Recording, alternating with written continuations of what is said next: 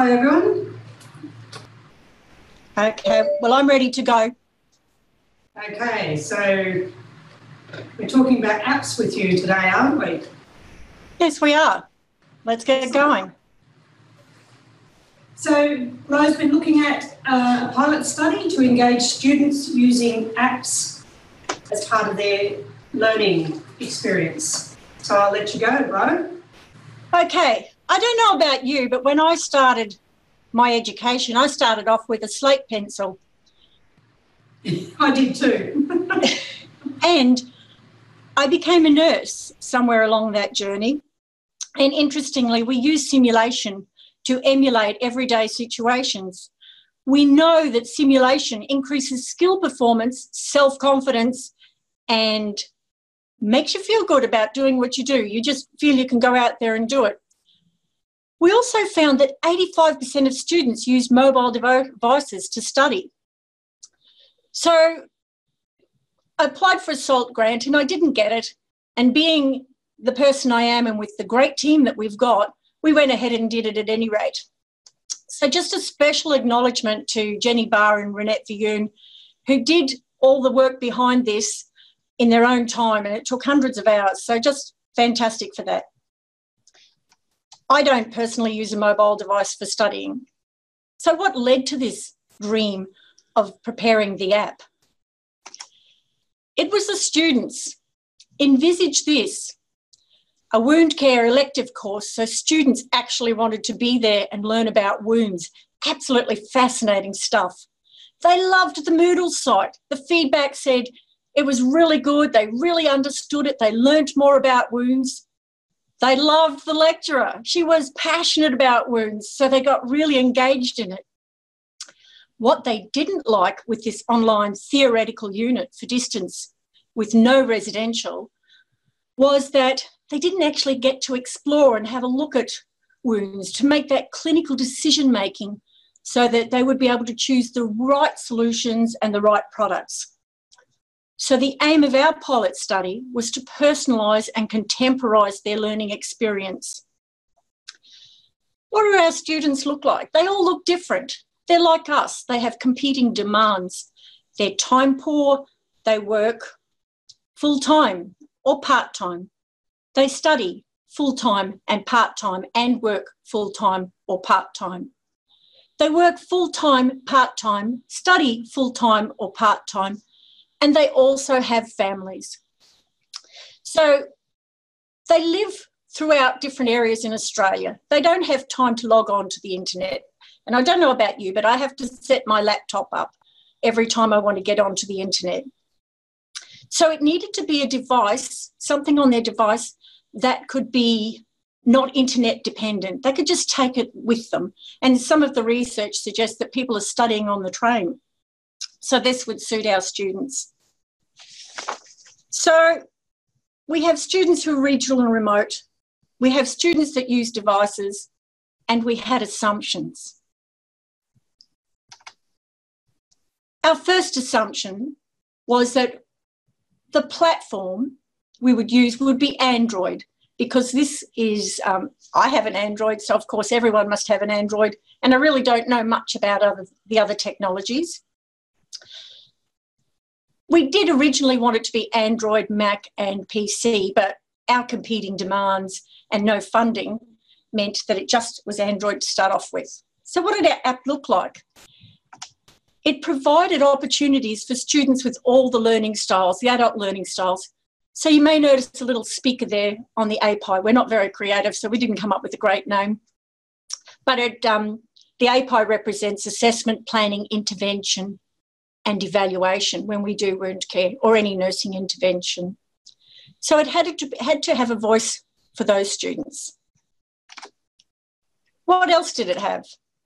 We had a menu. I don't know about you, but I need step-by-step instructions. So the basis for our students was that they would know where to go and what was needed if they were going to be looking after individuals with wounds. They needed to have learning points. They needed to be speaking to the registered nurse so that they would know what sort of questions. So they were very leading questions, prompting our students. We assumed that they had no knowledge, even though they were third-year students, that they had no knowledge of how to go about finding the information they needed to look after somebody with a wound. We had a case study, and the case study was about cellulitis. There isn't a lot of literature about how to care for individuals with cellulitis, so we thought we'd start there, even though it's a prevalent diagnosis. We had equipment, wound care products and assessments and documentation. We had images as well. So what the students were asked to do was to do a wound care assessment. This is practice that they do in any clinical space, whether they're in community or healthcare facilities such as hospitals. And we had an individual who was more than willing to donate these images. Students, this was the closest we could get on the app for students to see what the wound was, how it deteriorated, and how it progressed and improved. And students were given the options of using the right wound care products to see what would happen with those wounds. So there's our visual and kinetic for our students. And it has reading and writing because we also had learning points. So for each choice and decision that the student had to make, it was related to a nursing standard, and it also gave them the information they needed to know. You may notice that the blister management says, well, on one hand, if you de-roof the blister or pop it as you may know it, this will happen. But on the other hand, if you leave it intact, these are the pros and cons. So it gave the students more detailed information about what to base their decisions on when they made those decisions. I haven't got any other screenshots, but they had wound care products. So when the students selected a wound care product for that wound, that stage of the wound, the answer was good try, good choice, and the reason your choice is good is because of this. Or if they chose an option that wasn't optimal, it was try again, and this is the reason you need to try again. So what did the students think about this? Interesting results. So those on the light side said it's convenient and they could access it anywhere. Well, that was supported by the literature. They also found it convenient, engaging, efficient, adaptable. It must have been really great. Any extra resources will help, which is really interesting with our time-poor students who are quite challenged to get through all their assignments and competing demands. And this particular student, there were N equals 14, so we had 14 students respond out of 107, and you'll see why shortly. But these students found it very positive. However, there is a dark side to any study, and this student was terrified of using an Appy because it might go wrong. So perhaps that needs more support. It highlighted an area where we could improve that and make it so that it's more viable for that student. Give me a textbook any day. So we do have traditionalists, and I would have said once upon a time that was me. But once again, if we tweak that and make it more useful and can prove the results for students like this, perhaps we can help. If not, it doesn't matter. And another one who was a little bit worried, they're handy, but troubleshooting areas are common and difficult to fix, and that would be me. I'll bet it goes wrong at the worst possible moment while I'm trying to study. I should have brought my textbooks along with me. There was a third group which was really unanticipated.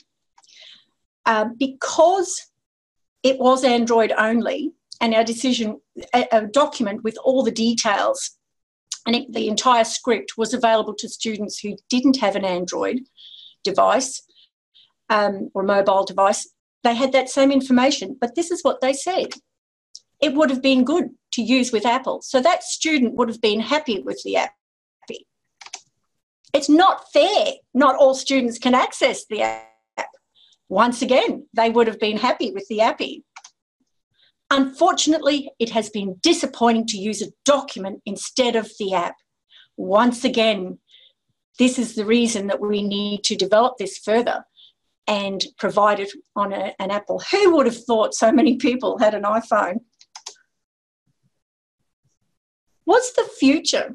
for this? Well, as just stated before, it needs some tweaking. We need to apply for a grant again, and we need to develop this into units, not just nursing, but any will-type learning or learning on the run.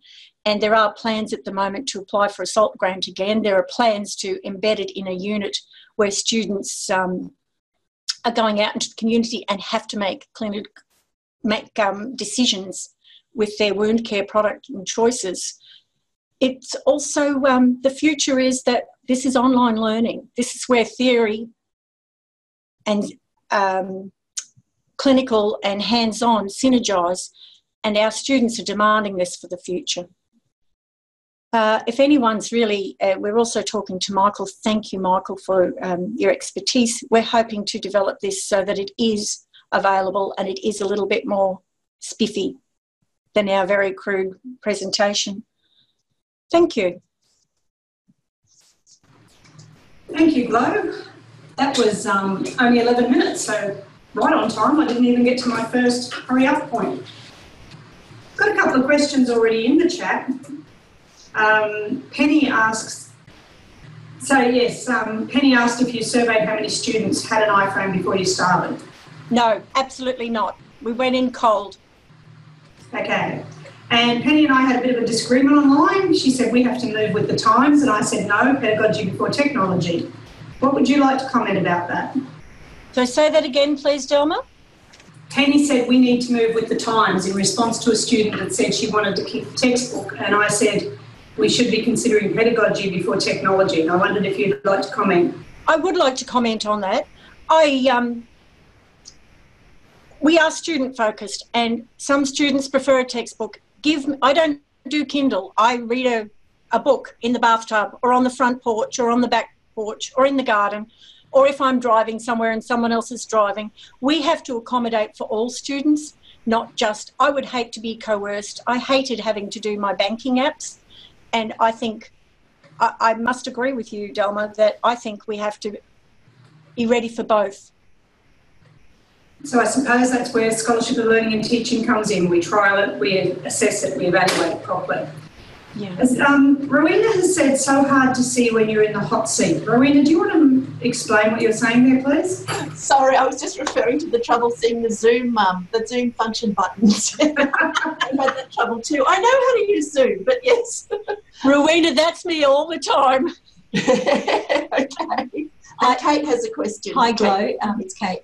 I was just wondering if you're planning on sort of rolling this out in any more detail, because our students are pretty similar to yours. We're from USQ, and we noticed that a lot of students are using their phones more and more, and I think it would be a fantastic addition, as you say. I mean, it's not going to replace things, and we've got students who are very traditional here as well and might prefer to use textbooks. But, you know, when they're on the run and they're trying to study, you know, in the in-between spaces, and particularly, you know, on their clinicals, you know, on pracs and things, it could be something that's really handy. So are you planning on doing any more, or... I'm glad you asked that question. In my spare time, probably in Renette's and Jennie, on a Sunday, yeah. Mm-hmm. We do want to run with it, because if it's just one student, then it makes a difference. Okay. So there are plans for the future, probably for another grant in 2021. I'm just trying to finish off my PhD at the moment. Oh, excuses. Thank you. The students are paramount, because we're students. We're lifelong scholars as well. So, yes, we do want to do something, and we want it to be cross-disciplinary as well. Hello, can I ask who built the Android app? Renette, our darling Renette. And so I need to ask Renette, are you able to build an iPhone app as well, or are you... Yes, it's possible. At the time of developing the app, like Glo said, there were not really funding available, time poor, and I had to make use of the software I had available. And at the time it was Android, so it's a bit more, if you don't have an app, a Mac, and you want to design for Apple, then it's a bit of a workaround. So a bit more time, a bit more funding, I would gladly do it. So that's another question. What would it cost to get an app like this built? Oh, I've got no idea. I had to, with this one, because I've done it before on a very small scale just for private use, so I had to undergo a big learning curve myself in just upskilling my coding and so on. So it probably took much longer than it would take somebody that's a full-time developer. So yeah, it's a bit really hard for me to say, but Glo might have an idea. Can I make a comment? It's about $3,000 or $4,000, but can I make a comment that Renette paid for this to go up onto the Google Play Store herself? So without her, the project wouldn't have happened. That's extremely generous, Renette. Thank you. Penny wants to know if only 14 students responded. Do we know why? Yes, we do actually, and that's anecdotally. Because I coordinated that unit myself this year, the students were just cramming with their other units and third-year placements. Everything coincided at the beginning of term when the survey was undertaken with the ethics approval. So we understand that we were grateful that that many responded. So did you find out how many actually used the app and how many couldn't because they have not an Android? Well, it was an elective unit, and no, we didn't find out. The ones, oh, sorry, I'm just going through the preliminary data still. So the ones that liked it, you obviously used the Android. I think there were 10 of those, and 4 had, 7 of those, sorry, and 7 had the, what's the other one? The iPhone. Okay, any other questions before we move on? Just a quick comment. You mentioned salt grants. Salt grants are changing. Oh, thank goodness, gee, they're hard to go for.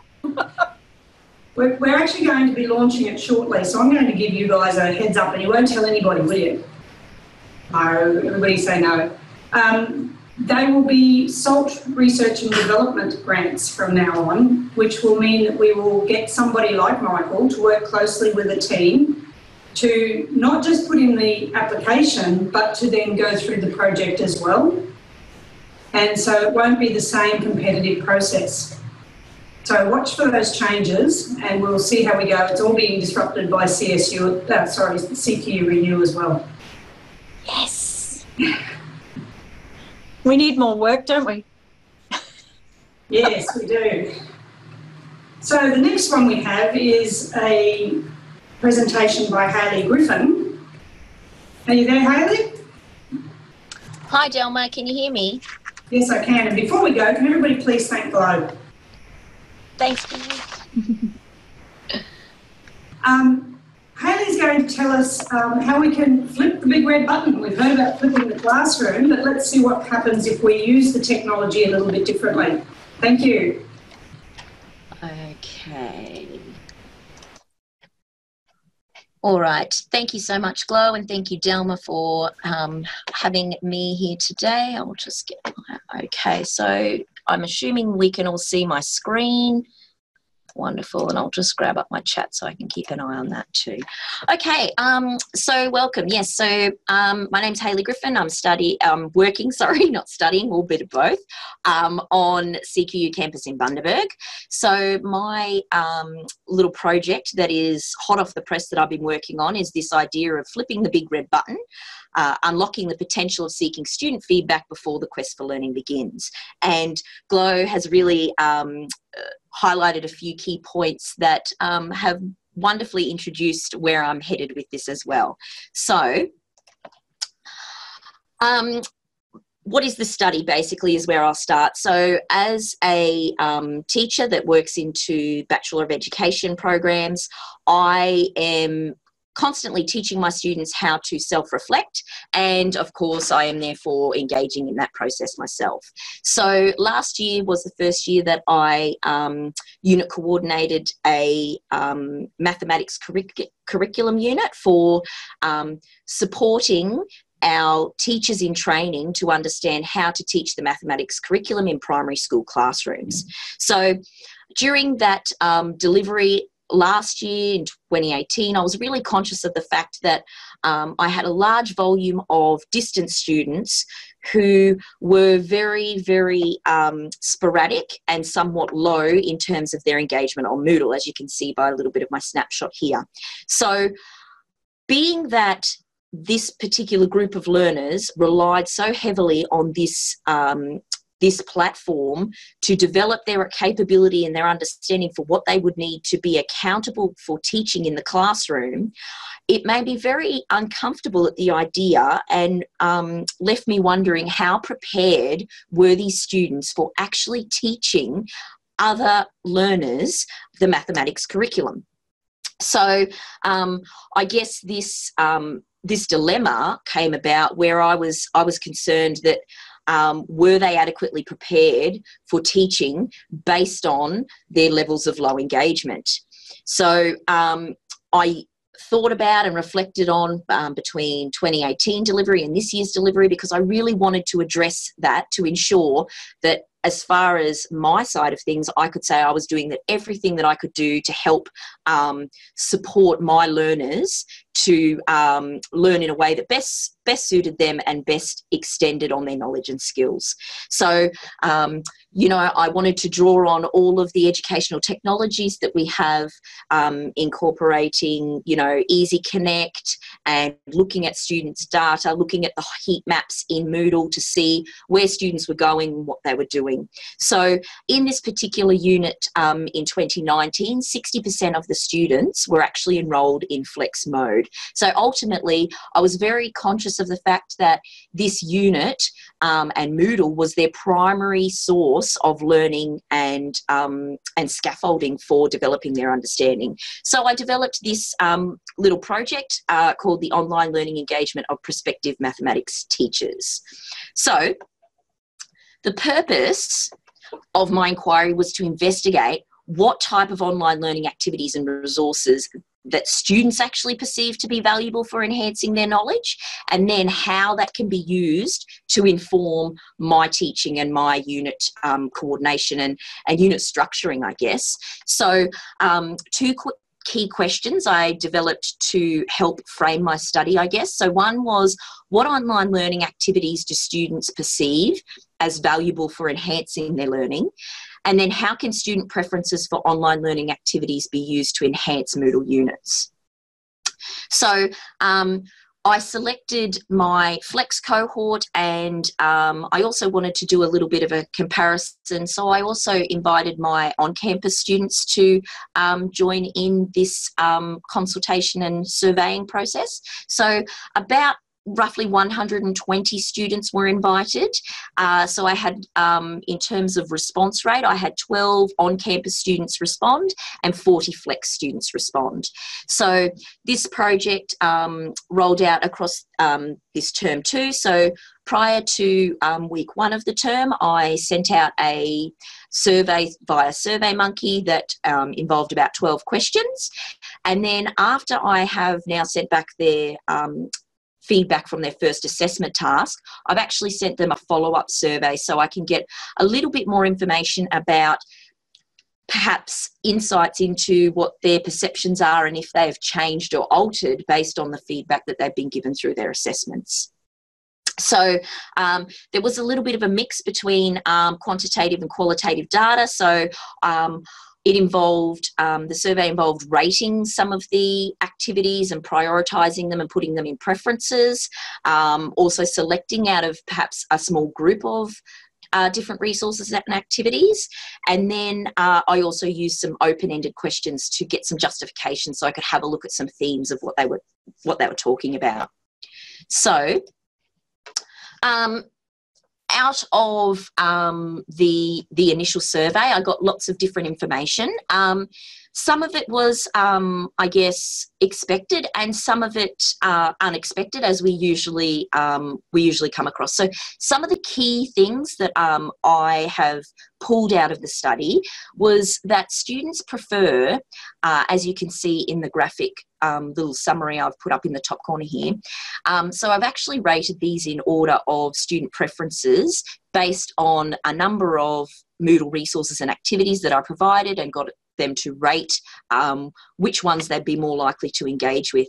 Now, what you will see is that the ones highlighted in green, which I found this to be of significant interest, is that these particular Moodle activities or resources are actually resources that are developed outside of Moodle and then put into something like a Moodle book or embedded within Moodle. So in terms of Moodle functionality, where the students could have options to do real-time chat, forums, quizzes, glossaries, what they actually stated or expressed that they would prefer and they would be more inclined to engage with predominantly were things that could be developed outside of Moodle and then embedded within Moodle.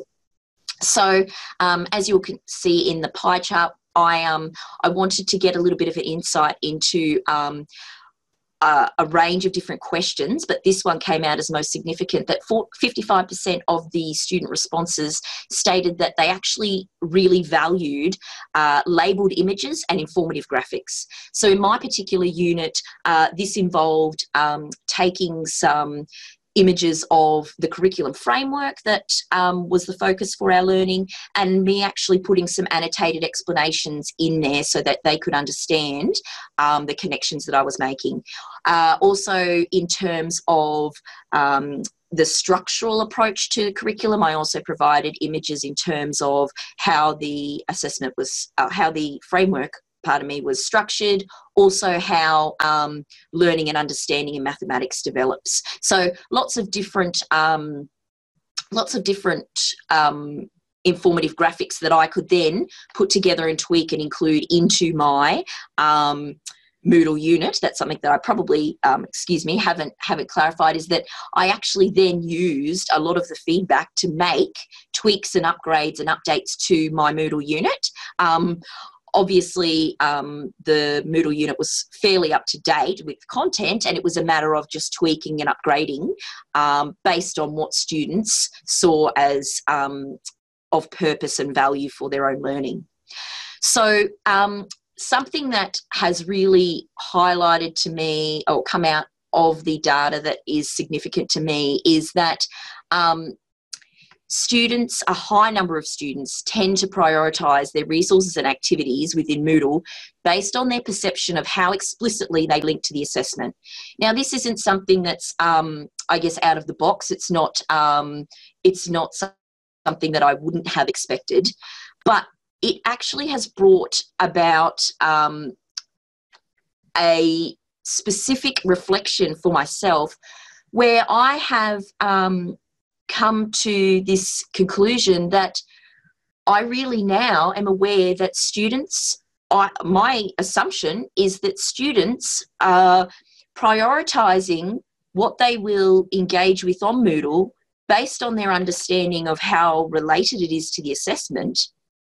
However, in the scenario where this is a curriculum-specific unit, it has specific information and knowledge, it's a third-year unit in the course, I then have to wonder how well-informed is students' understanding of making these choices and selections if they have had very limited prior experience and understanding and engagement with the content.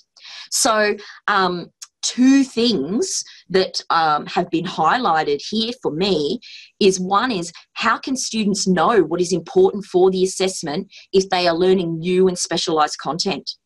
And that, for me, is really quite scary, because if that's how they are prioritising, and because modelling appropriate teaching strategies to my students, I know and I feel confident that I've scaffolded the Moodle unit and content explicitly to develop their understanding for their professional knowledge and experience in the workplace, but also to address the assessment.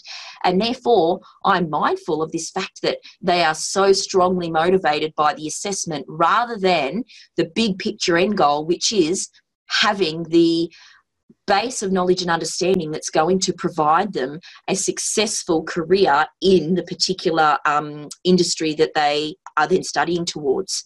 So this idea comes back to, do they know what they don't know?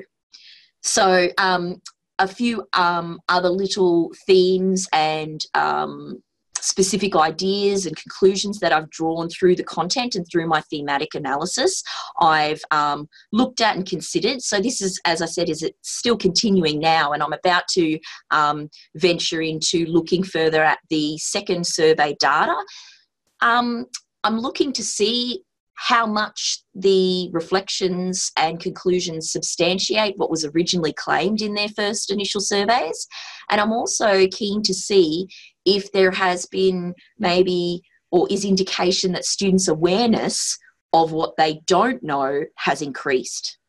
So in terms for implications for me and what I'm doing, and hopefully some insights that may be useful to my peers, yourselves, what I've learned through this process, one, for me, it really has identified for me the importance of emphasising the link between the learning that we're doing in Moodle and industry preparedness. So even though students are mindful that at this point in time their bottom line, I guess, may be perceived as their assessment, I'm really mindful that the ultimate goal is that they're going to be adequately prepared to teach mathematics in primary school classrooms. So that's something that's really important for me, and I think by making that connection very clear through the Zooms, through teaching, through the content, is that it will help students to understand and see that connection and value to the learning that they'll be doing. One other aspect that I think is really important and has come out of the types of activities and resources that students preferred and their comments surrounding this was opportunities to experience success. So something that I tried to ensure that was in my Moodle unit was that students could actually download and print if they wanted to, or complete digitally, activities where they were actually applying the knowledge and content that they'd learnt and putting it into practice through doing activities, planning lessons, looking at the curriculum. So for me, it's really important that opportunities to practically, and not just passively read, but practically engage in applying the knowledge, that was really important. Also, built into that is these opportunities to experience success. I'm mindful that this could open the door for some potential for maybe some pre-testing approaches, whether that be using some non-assessable surveys within Moodle to help build students' awareness of what they do and don't know. Perhaps that would be an opportunity to highlight to students that maybe these are the areas that they should emphasise their learning and their time and energies. The final, I guess, realisation for me that I'm mindful of, and now this is where I guess I'm going to take this to the next level, is exploring the unknown knowledge that students rely on to prioritise their own learning. So just in general, I guess I'm thinking of some themes that come out of here, or some connections or correlations between Johari window perhaps and stages of competence and students' conscious and unconscious competence. So really exploring what students understand and what they don't understand about their own capacity at this current stage in their development, and then how I can really respond to that to help support them to understand that the information in Moodle and the activities and resources are explicitly designed to support their understanding, which in turn will support their achievement and ability to be successful professionals, which in turn, coincidentally, should be beneficial for the assessments. So that probably brings me to the conclusion of my presentation today. I'm not sure how I'm going for time, Delma, but this is some of the insights that I've taken through my experience in this particular Moodle unit, and I wanted to share some of these insights with you. Perhaps they may be of interest or something that someone else might be able to pick and share. So I'm keen to take this to the next level now to see what I can further uncover about increasing students' awareness of what they don't know.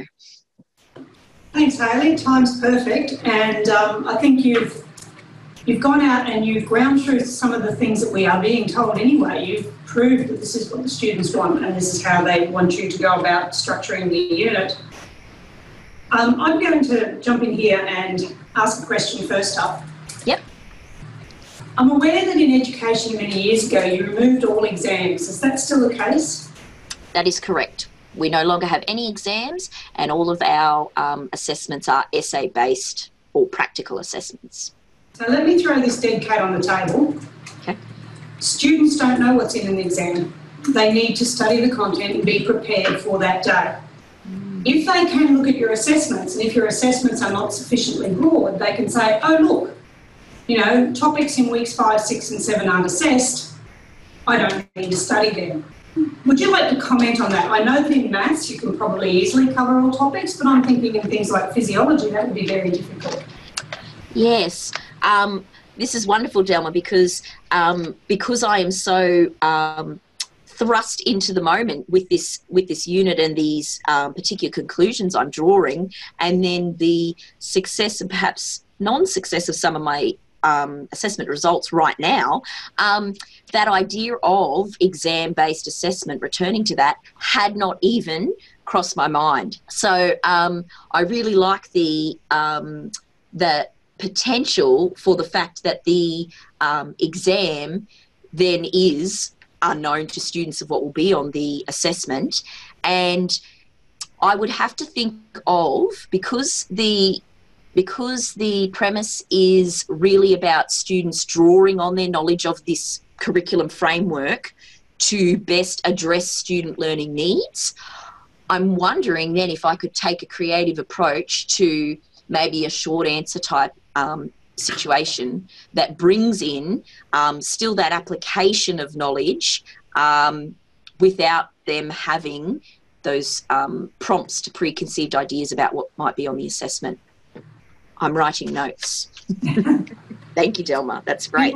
People tell me exams are not authentic, but exams are not necessarily, I mean, having no exams is not necessarily valid. Yeah. Especially when we have an issue with contract cheating. And I think I will go down dying on that hill, or I will at least be retiring on that hill. So I'll argue with my superiors on that a while later. No. We have a question from Glo. She's wondering whether a different cohort might have different expectations, and I would extend that question to say, therefore, do you need to do this each term? And that is something that I have considered. So my recent deliberations and reflections, I'm thinking about the potential of asking future cohorts for the same purpose of giving them a sense of that their feedback is being considered and that I'm trying as best to be responsive to their learning needs and preferences. So I think that there's potential opportunity for me to survey another cohort for the same purpose, but then I'm also considering perhaps surveying this particular cohort now that I've started these conversations with them to potentially unlock and look further at that unknown knowledge in a reflective approach, because that's something very significant of the practice that we're trying to support in our students. So I think that there's potential for both options there.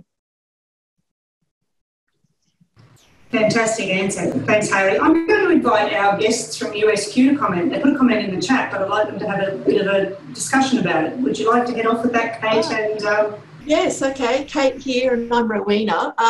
Yes, we just found that comment about students being so interested in assessment really resonates, and I noticed that other folk are having the same kind of comments there. So I think what you're learning and talking about really applies well beyond education discipline. So we're from a health context, so it certainly applies to many of our students, and also that idea of being successful as graduates, so that they get to sort of that third year and it's deer in the headlights still for many of them. You know, they just don't have no concept of what it's going to be like to be a professional actually working in the field. And you know, it's still about just passing that next exam and not really thinking about or passing that next piece of assessment and not really thinking about what it's going to be like out there. Understanding that bigger picture.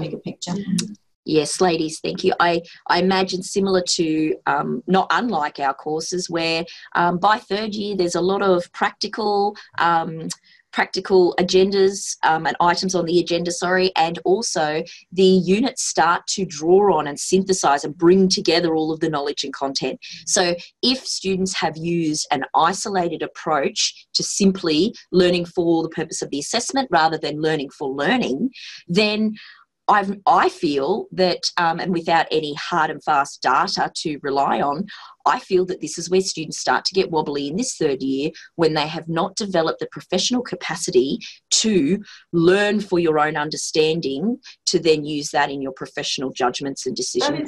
That is so interesting. You know, I was just thinking about that whole thing about surface learning versus deep learning, and how we need to accommodate everybody and all their styles. However, if we don't encourage some sort of deep learning and critical thinking and all that sort of thing, then we're really doing them a disservice, because they're going to hit it at some point. Well, third year is really where the rubber hits the road for the critical thinking and the reflective thinking. I mean, they do reflective thinking right through, but they're just sort of not getting it, many of the students, and in third year it does become a bit of a problem for just many. For a part of the cohort anyway. For some of them. Some students. No, it's all of them. Because we're in the learning sort of area, we see those ones. So let's not just be broad. It's not all of them. Particular cohort of students. Yeah. Yes, not an abnormal sight here either. The trainer wheels come off and it starts to become a little bit wobbly. That's right. Yeah. Thank you so much. I learned a lot. It was also interesting about the no exams, I think. Yeah. How refreshing. Thanks, Rowena and Kate. We'll pass the baton. Have you found, though, especially since you're talking about teaching, what I've experienced with high school especially is that a lot of the year 10, 11 and 12 don't teach the learning. Then the students are literally doing one assignment and they work on it in class, and then they do another assignment and they work on it in class, and they don't actually do anything but assignments. So then they come to uni and they think that's all they need to do as well. So whilst we're trying to teach them things, they're not interested, because all they want to do is work on that assignment. And even in Zoom sessions and stuff like that, all they ever do is ask about the assignment. I agree, Penny. It's a big jump from that school level study to working as a developing professional and studying into these areas like nursing or education, health, where there's a lot of professional judgment that needs to be relied on, a huge amount of accountability, and students need to use this time not only to develop their content knowledge, but I also emphasise the importance of the professional learning and personal learning that they do that helps them to understand that they need to develop these critical behaviours, these reflective behaviours, and commitment to their own development, rather than just, learning for the sake of ticking that box.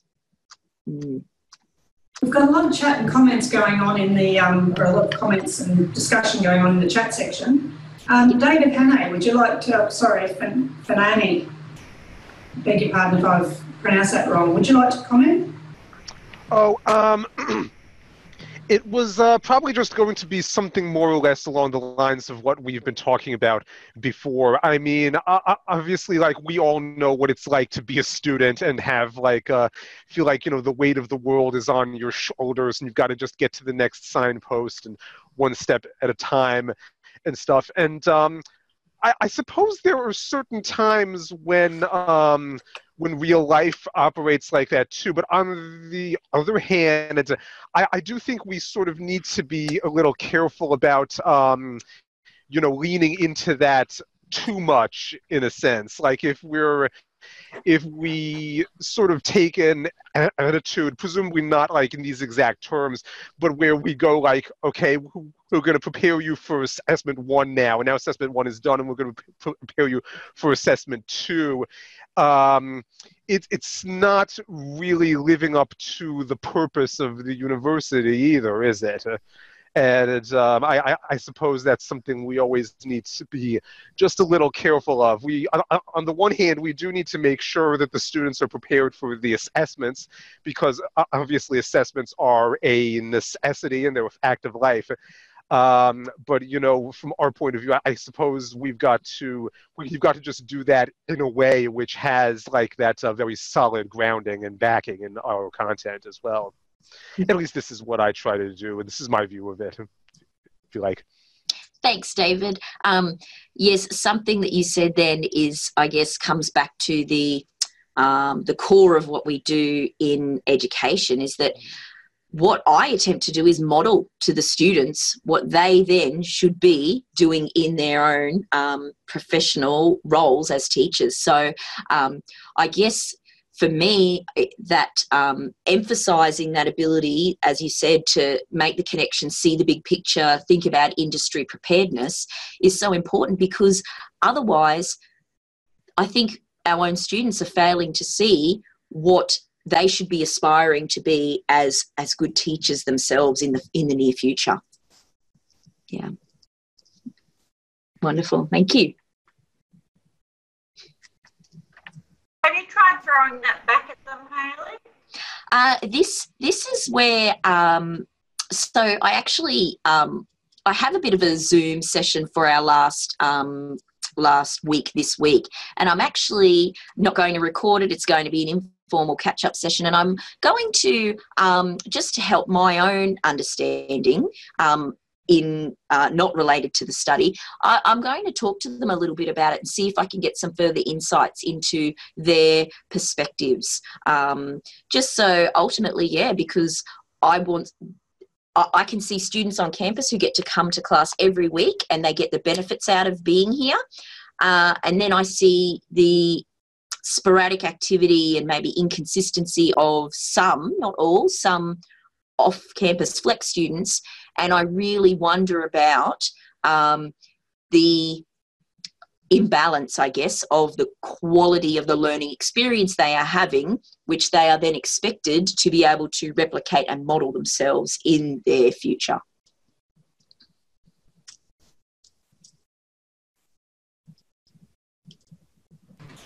Okay, that's been a fantastic discussion, and I can see there are still comments coming in there, but we might move on. Absolutely. And move to our next presenter. Everybody thank Hayley, please, for that presentation. Thank you.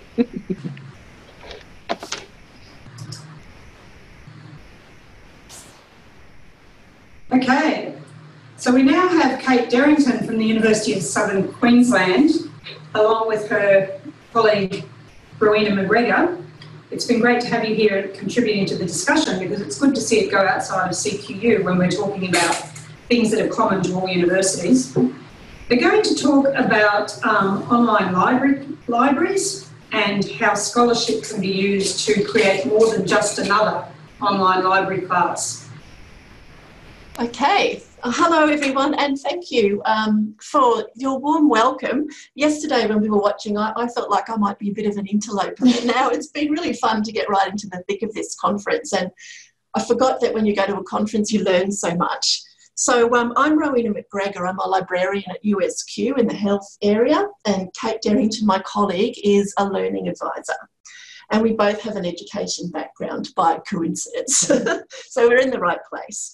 We're presenting today in the Yuggera country, and in light of yesterday's excellent presentations on Aboriginal and Torres Strait Islander education, we acknowledge the Yuggera families who are currently camped out at Deebing Creek trying to protect their traditional mission and cemetery site from housing development. But today we're going to talk to a little bit about an academic and library skills program that we've piloted over a couple of semesters in an attempt to connect with our online students. Kate's going to talk a little bit first about the context that we work within, and I think you're going to find a lot of it very familiar, and what we're currently doing, and then I'll talk about the particular program, what it looks like and so on, and how we've evaluated it. So that's what we've got for you, and let me work out how to change the slide. Technicals. This is such a bit. Yeah. Yay, we got it. Okay, we're on fire. All right, so here we are. So as Rowena says, this session is an overview of a pilot that Rowena and I have been undertaking to create more opportunities for online students to connect with study and learning support over an entire semester and to foster a greater sense of belonging to the university, their course and their peers. So it's a bit of a nice segue, I think, from Hayley's session about sort of trying to, her last comments there about addressing the imbalance for the online experience. So there's been a growing trend towards domestic students enrolling in online modes of study, with numbers rising from 17.5% participation in 2010 to just under a quarter in 2019. So there's Stone, O'Shea and others acknowledge also that this increase in online learning options has been instrumental in providing opportunities for traditionally underrepresented cohorts at university, as well as for those with little prior experience of academic study or for those with no sort of university experience, with leaving these students more at risk of attrition. In addition to this, Stone and O'Shea found that some online students identified themselves as second-class citizens and invisible, and attitudes from some staff were also that their institutions did not treat online as core business, which we've sort of heard about also today. Through the work of Tinto, Kiff, Neilsen, Clark, among others, the importance of students developing a sense of belonging with their studies, their institutions and their peers has been firmly established.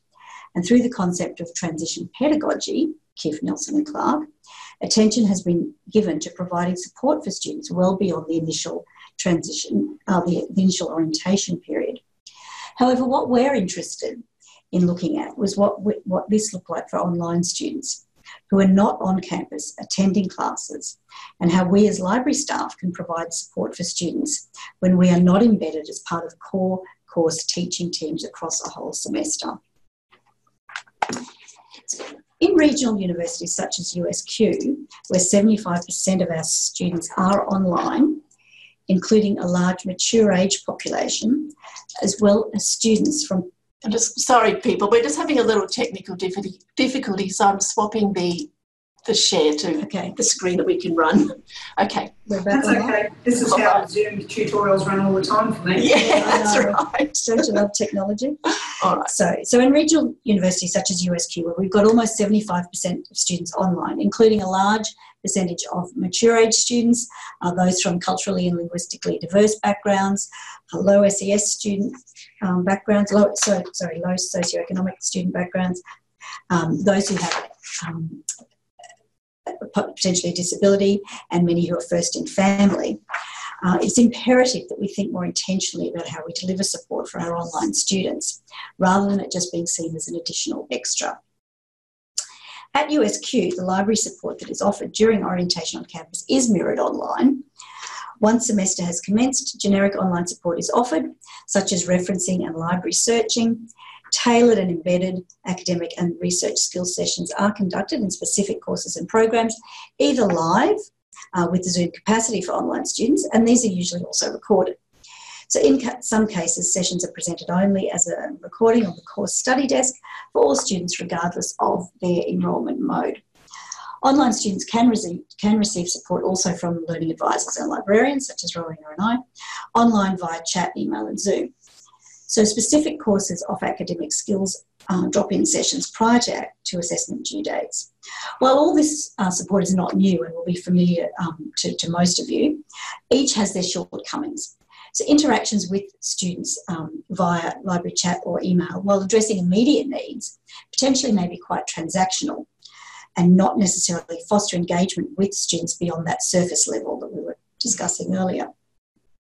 Zoom as an adjunct to live classroom session is difficult to coordinate equitably, especially if there are technical difficulties, as we demonstrated this morning on purpose, leading online students to feel a little bit disconnected from their on-campus peers.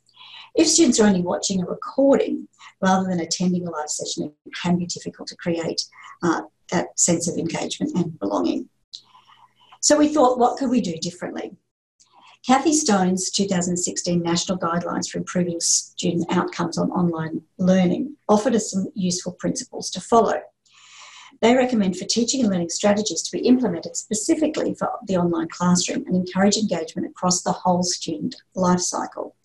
They also highlight the importance of a university-wide approach that recognises student diversity to improve student outcomes in online education. As library staff, we selected 4 guidelines that we thought were in our sphere of influence when designing our online weekly study support program. The aim was to provide intentional learning opportunities for online students that would also increase their sense of connection to their study, their peers and the university. The guidelines that we drew from were these 4: the need for early intervention, the role of teacher presence, the need to have engaging and supportive content, and the importance of structured and regular contact. Okay, so thanks, Kate. So I'll just talk for a few minutes about what our online weekly study support looks like, so you get a feel for that. Mm-hmm. So it's obviously offered weekly for an hour on a Thursday early evening. It runs through the semester, and we have a program that we try to align with what the student academic activities would be through the semester. So a sort of point of need approach as much as we could, looking at all of the different courses across our university.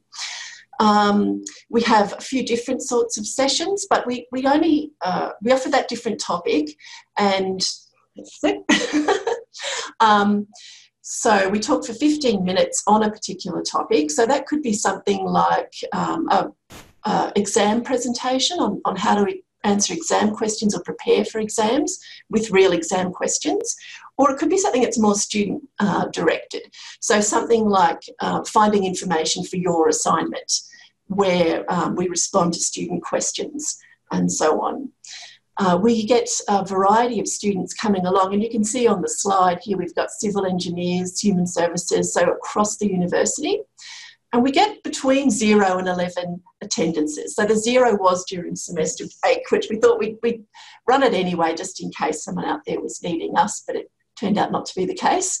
Of those people attending, about a third, perhaps maybe up to a half, attend fairly regularly. So they come to more than 3 or 4 sessions, and 1 or 2 attend nearly every session, so we get to know them. And surprisingly to us, we get the PhD students and HDR students coming along, because initially we just assumed we would get undergraduates, but we do get quite a diverse crowd. And you can see from the comments printed on the slide, I hope, that we get a lot of different sorts of questions and comments from the students. Oh, and I didn't say, we do a 15-minute session, and then we've got 45 minutes, which is totally open for discussion. So we ask the students, they can ask questions on that topic that we ran, or they can ask us about anything that they're concerned about to do with their study or their research or anything like that. And now I will give this back to Kate, and she'll talk about how we tried to weave Kathy Stone's themes that she mentioned before, and sort of what that looks like in the context of this online weekly study support. So of the 4 that we chose, I've tried to sort of demonstrate how we've kind of aligned our practice with the guidelines. So the first one that we thought would fit our needs, it was guideline 3, which says to intervene early, or stresses the importance of that early intervention. So she discusses this in the context of exploring expectations and presenting a realistic picture of online study, which I think is often overlooked for students. You know, the marketing people get involved, and it's all about, you know, you can study while you're at the beach and cooking dinner and bouncing the baby on your hip. But we tried to sort of explain that to people in a bit more of a realistic context, perhaps. So we do this by helping students navigate the library website. Very often they really haven't explored very thoroughly about where they can find things, and also down to the level of their course. We call it a study desk at USQ, but their unit or course their Moodle site, to make sure that they understand fully what the workload is and their assessment expectations, because as we know, they are very assessment driven in a lot of cases. We offer strategies and resources to assist in meeting these expectations, and also develop their skills and ongoing engagement with the library and their learning more broadly. Our focus is on building that confidence in the new study environment, and also about demystifying that whole concept of or the notion of seeking support. So trying to get the idea across that it's kind of normal to ask for support and build up that engagement. The second guideline was about explicitly valuing the vital role of teacher presence. So Stone outlines the use of sufficient teaching time and appropriate technology to provide students with an environment that is interactive and co-created, so reduce the isolation associated with online study. Although we advertise specific content for each week, as Rowena said, we're explicit at the beginning of each session that we are there to answer their questions. And on occasions we've actually said, are you, particularly we've only had small numbers, are you interested in this content? So we've advertised reading and note-taking, for instance. Do you want to hear that, or have you got other questions? So we do leave it up to the students. Usually they're quite happy with the content that they've signed up for, so to speak. Through this format, we are student-led, but due to the drop-in format, so they don't actually have to sign up for anything, I don't think we have the capacity to be co-created. The third one is about engagement and support through content and delivery. So Stone stresses the importance of asynchronous delivery and interactivity of online delivery and consideration of students' time pressures to ensure participation. So how do we address this? We use the Zoom function, so much like this, such as screen share. Usually it goes a little bit more smoothly than today. For demonstration of the chat, and for demonstrations, the chat function, and we encourage discussion to promote participation and engagement. We made a conscious decision not to record the sessions, primarily because we recognised that there was quite a reluctance on the part of some students, and particularly the students who are engaging with our services, to have things captured in recording. Very often it was a big step to actually put your hand up for help in the first place, so they felt a bit shy about being online. Often they don't come on the video, they just want to type things in the chat, so we thought we won't go there. So in this respect, we're not strictly addressing Stone's guidelines of asynchronous delivery. However, we do make resources available after the session via links in the chat, or we provide our email contacts details for follow-up questions. We also ensure that students are available of all our other after business hours support, so library chat, and we use Smart Thinking for the online demand tutor service. And the final one is relating to the involvement of relevant academic and professional staff in student intervention strategies. So Stone's guidelines, ideally, this is informed by learning analytics, and the messages are personalised and timely to demonstrate interest in the student as an individual. So ours is a weekly program, so therefore we provide regular contact points for students. Once we know who our student audience is each week, we try to contextualise the content as much as possible through the use of examples. For instance, if Rowena's running the session, she will contextualise the content in terms of the search strategies, the finding information and so on, and we try to give them examples that might be relevant to their disciplines and so on. Students have commented that this type of contact is really beneficial, and they appreciate this to try and compensate for this sort of the feelings of isolation and loneliness and so on. So it makes them feel like it's just for them. And they seem pretty happy just to have this kind of check-in idea. Okay. Now we've just got the message that we need to move along. Okay. So just over to you then. Okay. Just one moment. So we've performed just a informal evaluation where we've tried to check against what we were aiming for, and we do feel at the moment that we've met that, both with the comments and also verbally. We've been told that they've really enjoyed connecting with other students and connecting with us and so on. But what we've come up against is that although Stone was wonderful for guiding our work, it's not really suitable for what we do in terms of valuation, and maybe we've taken it as far as we can. So what's next for us is that we've found an online engagement framework for higher education that's fit for purpose, and we're looking forward to partnering with the School of Education at USQ, hopefully in the near future, to conduct a formal evaluation and hopefully grow our program and meet student needs even better than what we hope we're doing now. Okay. Thanks, Rowena and Kate. That's very interesting. It'll be interesting to hear next year how that online engagement framework works for you at USQ. and when you roll it out any further. Do we have any questions for Rowena and Kate?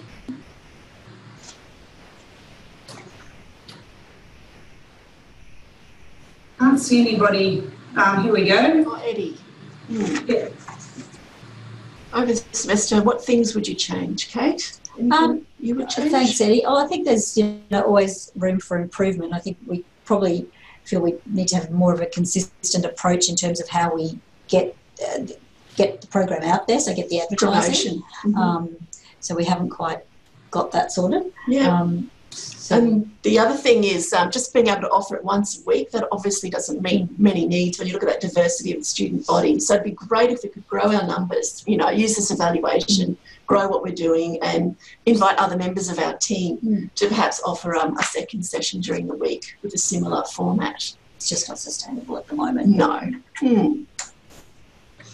Thanks, Delma.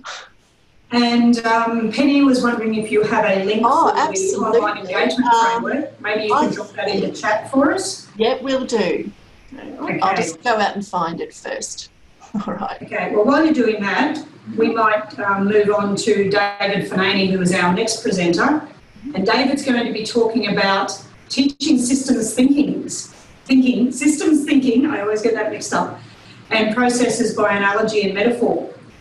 Going to find this very interesting. Systems thinking is extremely important in environmental science, and I tend to teach a lot by analogy and metaphor, and I often wonder how successful it is.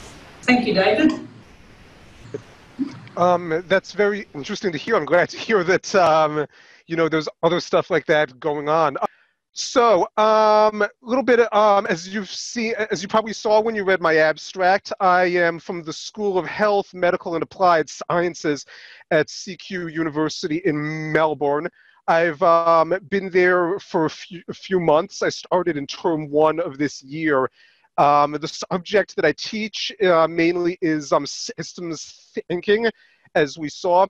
This title of my presentation here is not just the name of a song, which some of you may have heard of, but it is also basically the imperative that we have when we teach a subject of this type. Because as we were talking about just now, it's a very important subject. It's a very important kind of methodology and way of thinking about things. It underlies so many of the subjects that we teach just in general, and particularly the ones we do here in the School of Health, Medical and Applied Sciences. So why do we need to as the song puts it, ride so carefully about it? Because as subjects go, it's pretty frightening, especially for students who are coming into it for the first time. We talk about things in a way that students are not always used to thinking about things. We talk about phenomena that are very complex, and we talk about the reasons why those phenomena exist, which are also very complex.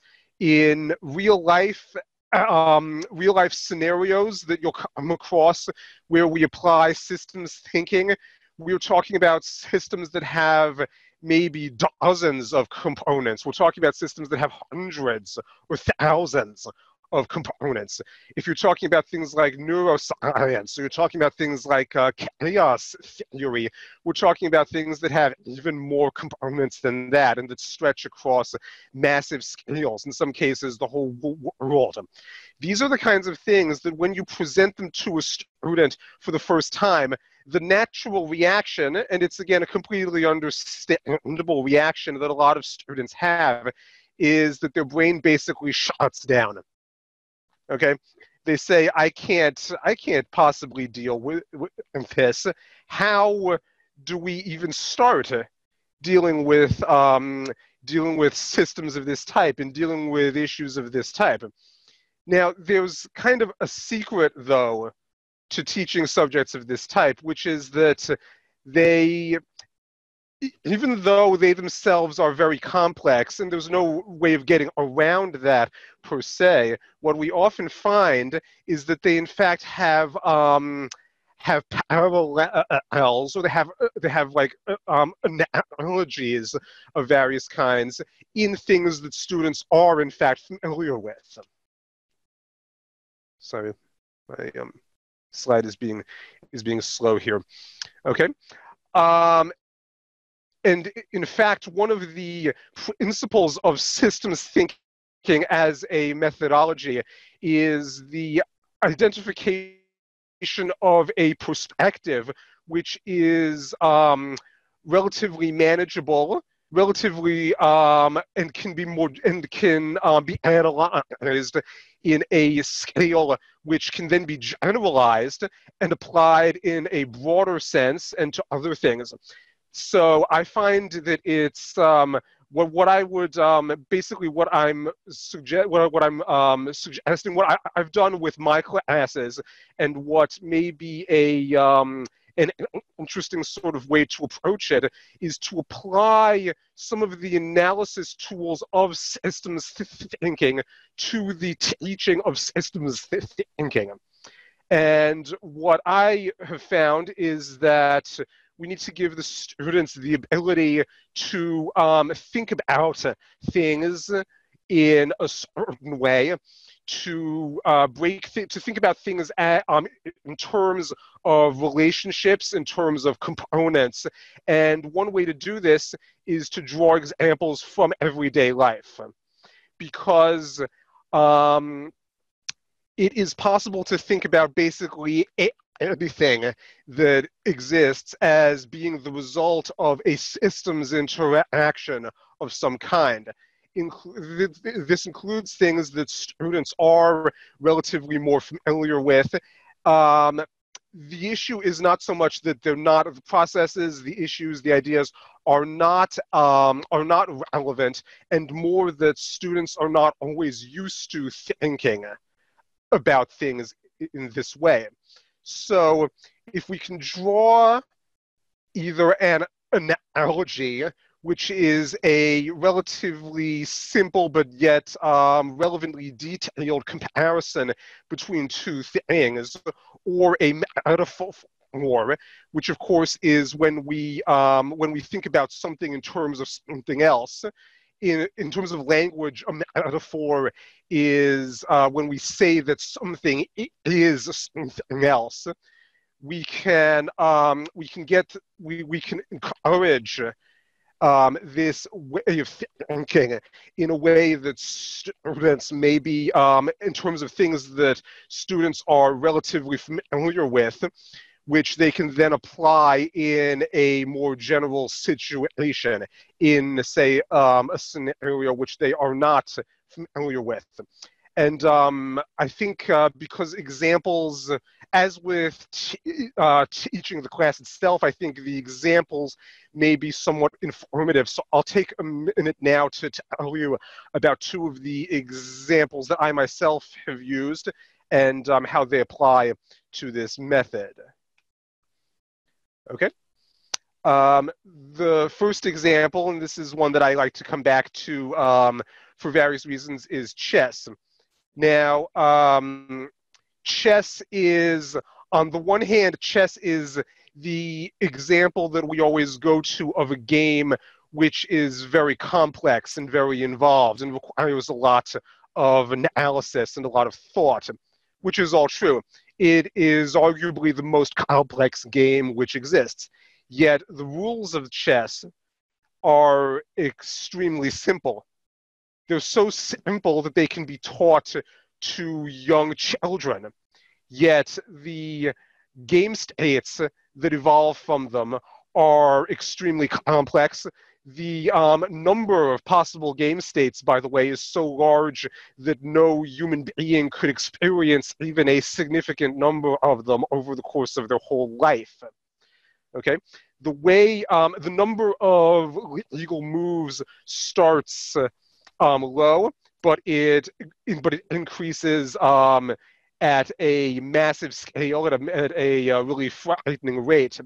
So just as the initial state of something like chess is very simple, and the rules that govern it can be explained, can be encapsulated very concisely.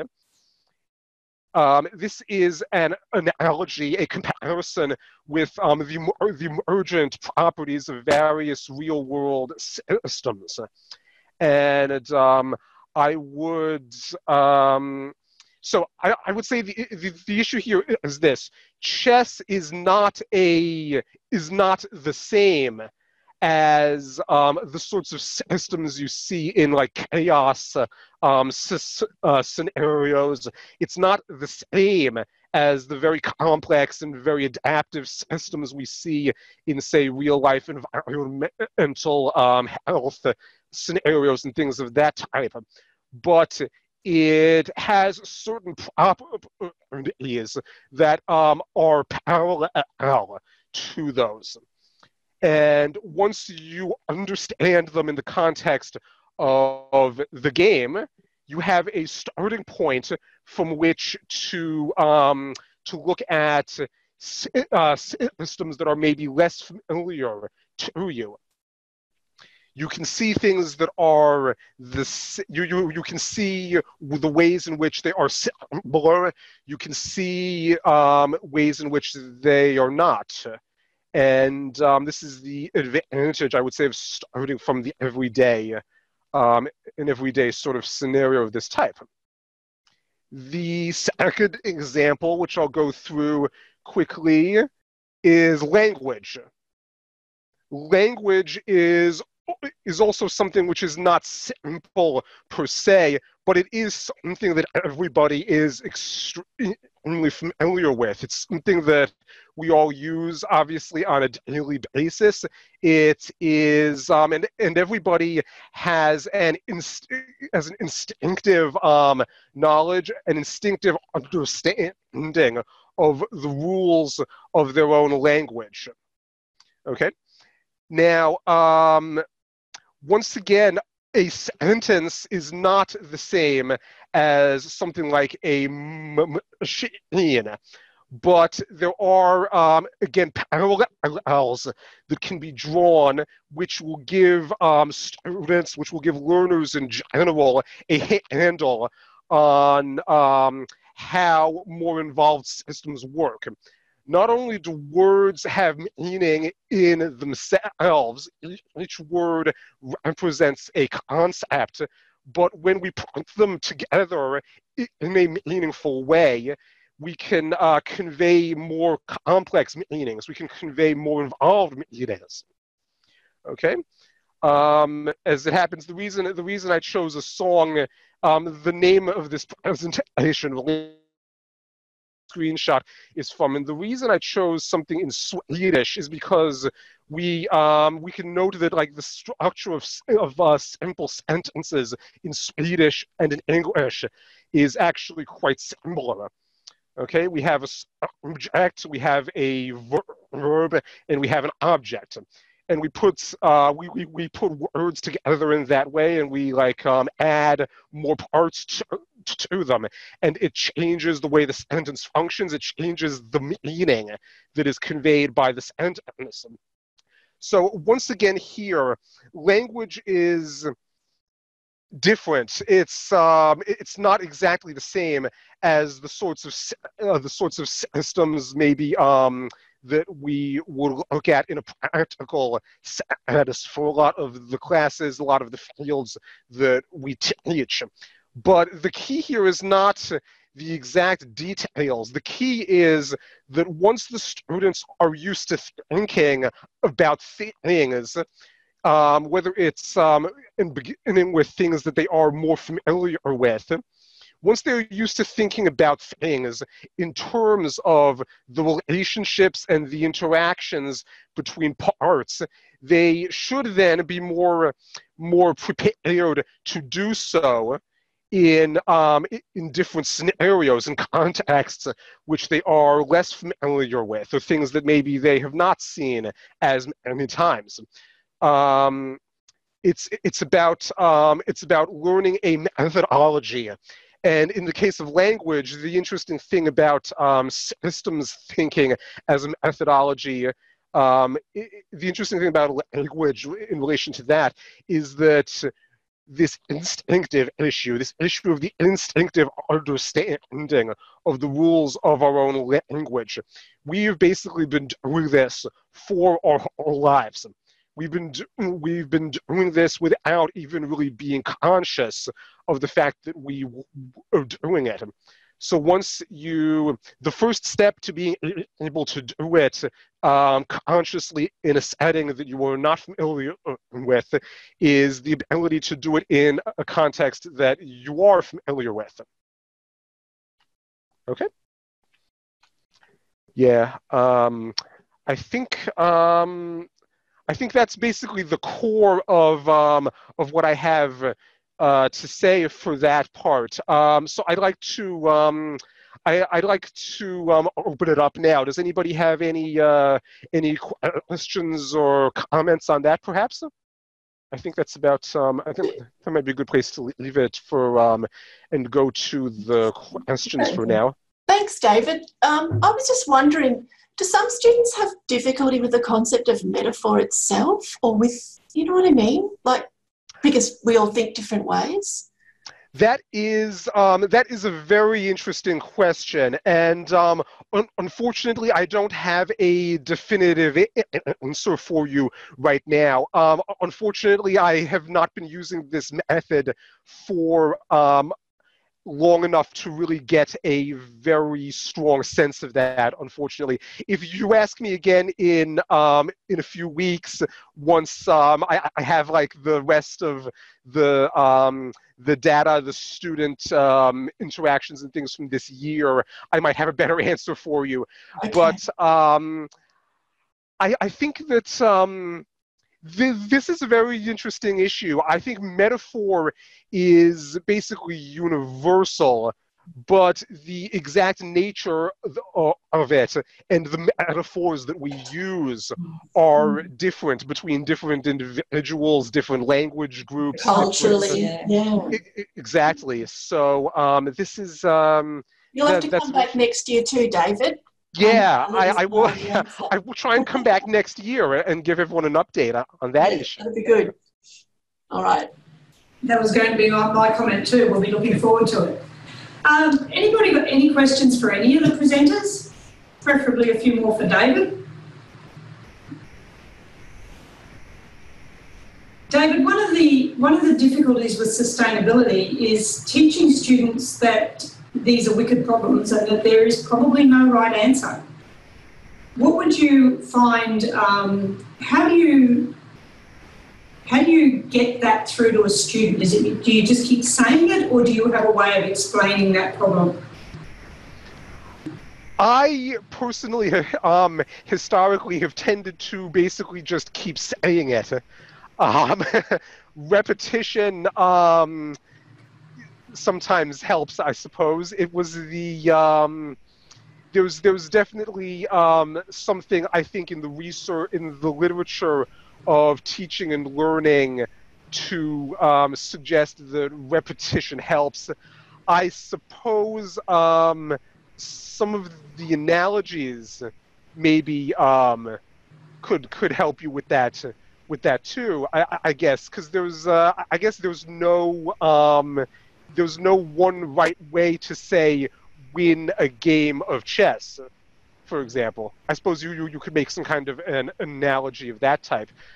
So sometimes you need to get a result, and there's not always just one path to that result, which is certainly true of games. Now that I think of it. Yeah, Lisa has just answered my follow-up question, which is, are there cultural differences in the ability to accept the fact that there can be no right answer? I was thinking of PISA results from some years ago that showed that even though Australia technically is slipping down the international scales with our high school graduates, they're actually better at critical thinking because they aren't simply being taught to sit the tests. And so I was wondering whether that ability to think critically is key to the sustainability issues as well.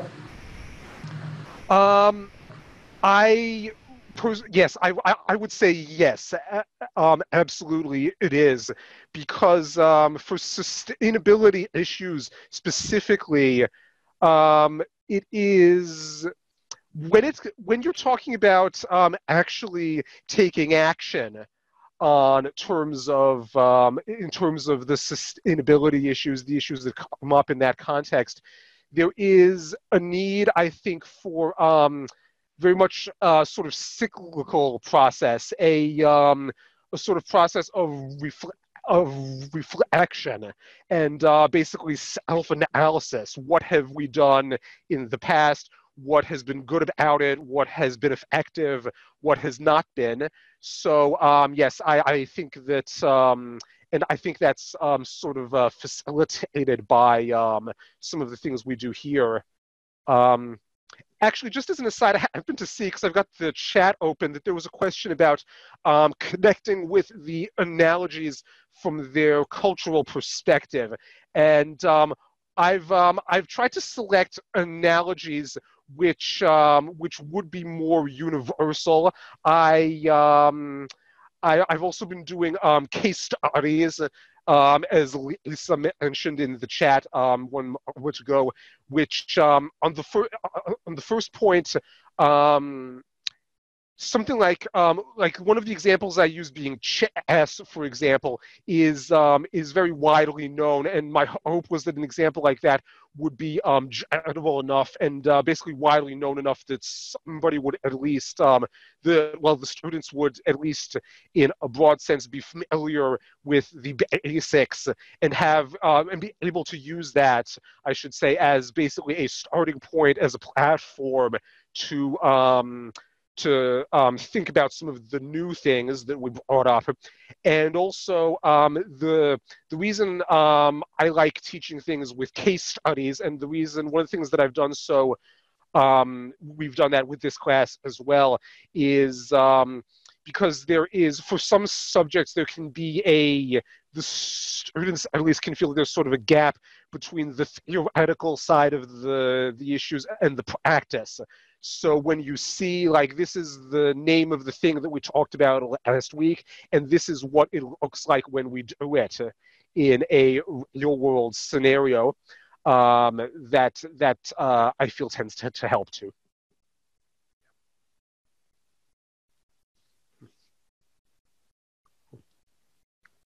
Sorry, we have a quick comment from Alan Browning that he says that IT programming requires the ability to break a problem down into its smallest components. And he's wondering what strategies are involved in teaching your processes, whether maybe you could comment if that strategy would help. Breaking a problem down is definitely a part of what we teach for this subject, for this class. Again, this is, I feel this is, this particular component of this methodology is something that can probably be taught very well in a hands-on sense, sort of learning by doing, where you can, well, one thing, for example, that I like to do, it wasn't mentioned so much, it wasn't the focus of my presentation so much, of course, but one thing that I tend to do early in the class is basically take one class to basically walk the students through one or two examples of this exact process, where we look at something, we look at some kind of an outcome or a process, and we say we need to think about, like, what, and we talk through basically what are the actors involved, what are the things involved with this, what are, before we think about the interactions, we think about what we need to think about, what are the things involved, how can we discern one component from one other one? How do we, what sorts of characteristics do we look at to make meaningful distinctions of various kinds? Because I think that, I think there is basically a parallel with this kind of issue, this kind of problem in programming as well, because you need to choose the perspective of how small a part, how small of a piece do you want to look at. smaller ones obviously giving you a greater level of detail, but then leading to more things you need to think about and possibly more complexity in terms of the analysis. Okay, thank you. Pauline, do you want to make a comment before you? Oh, well, I've just written on analogies indicates that students have a variety of responses to the analogy being used. For all those students who love the chess analogy, there will also be a group of students who don't like it. And that kind of separates them from the actual meaning behind what you're trying to achieve. So I'm just wondering if you could comment on whether you see this response with your students, what you might do when you, or do you use a broader range of analogies? Yeah, I think the issue would be, as you mentioned, the range. I think with any kind of teaching methodology, it's important to be aware that it may not be completely effective for everyone, which is why it is, for something like this, which has a lot of, there's a lot of parts that can sort of go wrong in some sense, like if they don't respond entirely positively to the analogy or to the metaphor, or their view of it is different. It's important to not have that be the sole thing on which your class and your method is based. It's important to reinforce that using a different style of things and a different, have things basically to support that, where someone can turn to if, for whatever reason, they don't respond as well to the analogy, or they don't have, you know, maybe they don't find it as easy to pick up as other ones do. Yeah. Thanks, David. We are now 3 minutes over, but that means our timing was pretty good, all things considered. So can you please thank all the presenters for this session?